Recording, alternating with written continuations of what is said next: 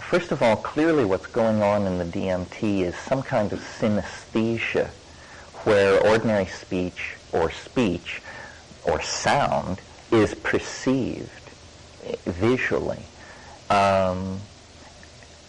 It seems to suggest, and Robert Graves wrote about this in an amazing book, which if you want a mind-bending read The White Goddess by Robert Graves. I mean, this is truly a puzzling book, and after you've read it, give me a call and tell me what it's all about.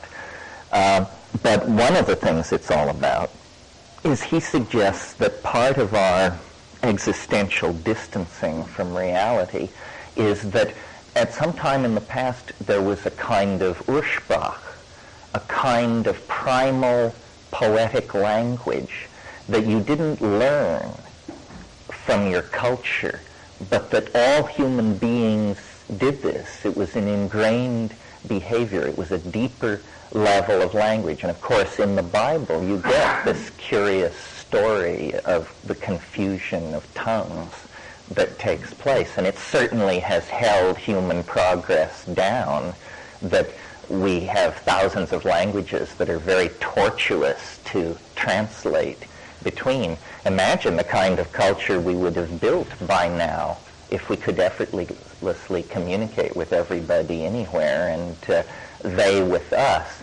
Well, so this synesthesia thing seems to be the direction in which language has to go in order to be universal. It has to be beheld. Acoustical signals don't do it. One of the things that's made ayahuasca so interesting to me is when you go down there and really get off river and up with the more bare-assed people, how they use ayahuasca is they entertain each other with it by singing these magical songs. But when you listen to them talk about these songs, they speak of them as pictorial and sculptural objects. Like if somebody sings a song and then it's time for comment, people say things like, I liked the part with the silver and yellow stippling, but I thought the olive drab section with the mauve punctuation was a bit over the top. And you say, this is a criticism of a song? What kind of song could that possibly be? Well, it turns out the sound is the carrier wave, but the song is to be looked at. And the sense of one person producing a reality which everybody else is then immersed in and seeing. And you can experiment with ayahuasca, and it's very precise. It's very precise. I mean, you go, and a turquoise line 3 inches wide descends from the top of your vision field to the bottom, and then you slightly vary the tone and it gets a magenta edge on both sides, and you begin to pump it and experiment, and it's like, wow, what is this? And extremely satisfying. Now, the question of meaning is a strange one. It's almost as though some people believe all translation is lie. In other words, that when you take Proust out of his French and put him into English, this is not Proust at all. And this seems very true in the DMT state, in the sense that the DMT language has meaning, and you understand its meaning when you're there.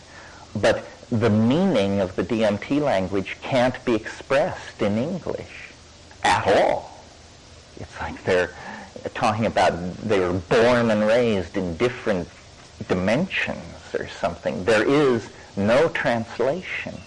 So you come out of the DMT thing understanding something which you can't say.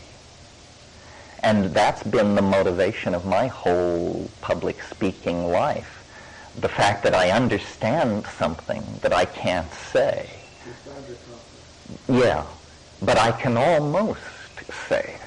and some days closer than others. And so there's this constant reaching for the unspeakable. Wittgenstein talked about the unspeakable, which was, he said, everything which lay beyond what he called the present at hand. So we're embedded in this matrix of unspeakability, and then through language we send probes into it, forays toward meaning in the unspeakable, and then return with this sense of meaning. But meaning is very provisional. It is basically, as Whitehead brilliantly understood, a feeling. Meaning is a feeling. No matter how abstract the meaning may be, it ultimately is a feeling of recognition.